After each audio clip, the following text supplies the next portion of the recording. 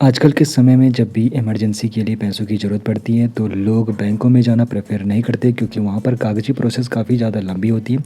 और इसी को देखते हुए कई ऑनलाइन एप्लीकेशन भी आ चुके हैं जो काफ़ी कम समय में और ऑनलाइन प्रोसेस के ज़रिए इमरजेंसी फ़ंड यहाँ पे प्रोवाइड करती है। तो एक एप्लीकेशन का हम रिव्यू करने वाले हैं।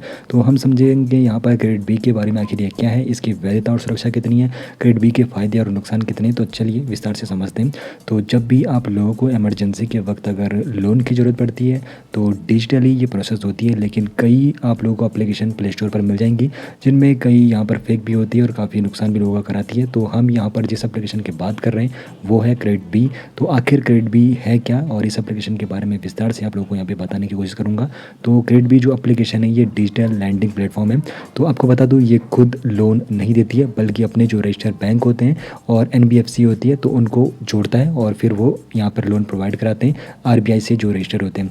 तो यहाँ पर बात आती है इसकी वैधता और सुरक्षा के बारे में, क्या ये एप्लीकेशन लीगल है। तो यहाँ पर समझाऊँ आपको आसान भाषा में, तो ये जो एप्लीकेशन है लीगल है क्योंकि ये आरबीआई की गाइडलाइंस का फॉलो करती है। साथ ही साथ आरबीआई के द्वारा जो रजिस्टर्ड होते हैं बैंक और एनबीएफसी तो यहाँ पर वही लोन प्रोवाइड करते हैं। और जब भी यहाँ पे कोई लोन यहाँ पर लेता है तो उस एनबीएफसी का पूरा नाम यहाँ पे इन्फॉर्मेशन पूरी दी जाती है। और साथ ही साथ जब भी आप लोग लोन के लिए अप्लाई कर रहे हो तो आप लोगों को टर्म्स एंड कंडीशन भी अच्छे से पढ़ लेने चाहिए। अब बात कर लेते हैं क्रेडिट बी के फ़ायदों के बारे में, आखिर इस एप्लीकेशन के जरिए आपको क्या क्या फ़ायदे मिलते हैं।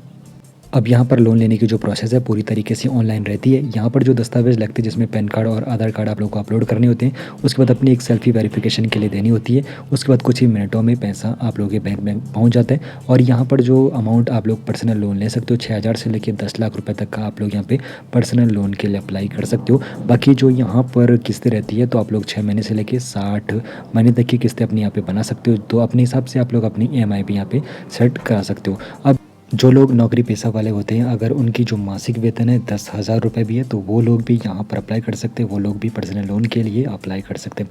अब यहाँ पर फ़ायदे तो आप लोगों ने सुन लिए, लेकिन यहाँ पर जोखिम और जो नुकसान है उसके बारे में भी बात कर लेते हैं। तो देखो यहाँ पर लोन लेना तो काफ़ी आसान है क्योंकि पूरी प्रोसेस ऑनलाइन रहती है। ऑनलाइन प्रोसेस के जरिए यहाँ पर लोन सीधे आप लोगों के बैंक अकाउंट में पहुँच जाते हैं। लेकिन इसके पीछे यहाँ पर कुछ और इन्फॉर्मेशन भी आप लोगों को ले लेनी चाहिए क्योंकि यहाँ पर जब आप लोग लोन लेते हो तो उसके लिए यहाँ पर जो ब्याज दरें रहती है 12% से लेकर 28.5% सालाना रहती है।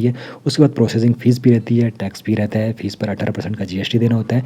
और अगर आप लोग यहाँ पे अगर अपना जो ईएमआई आप लोगों का है वो मिस हो जाती है या फिर लेट चुकाते हो तो फिर वहाँ पर भारी आप लोगों को पेनल्टी भी लगती है।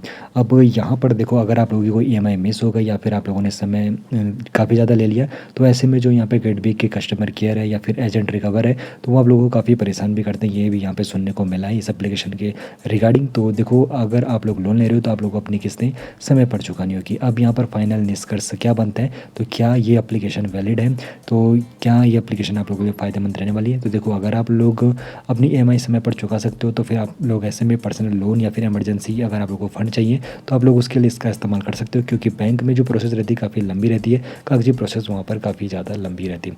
अब यहाँ पर जो सवाल बनेगा तो क्या तुरंत पैसे के लिए आप लोगों को इतनी बड़ी कीमत चुकाना सही लगता है या फिर नहीं, आपकी इस बारे में क्या राय है कमेंट सेक्शन में ज़रूर बताइए।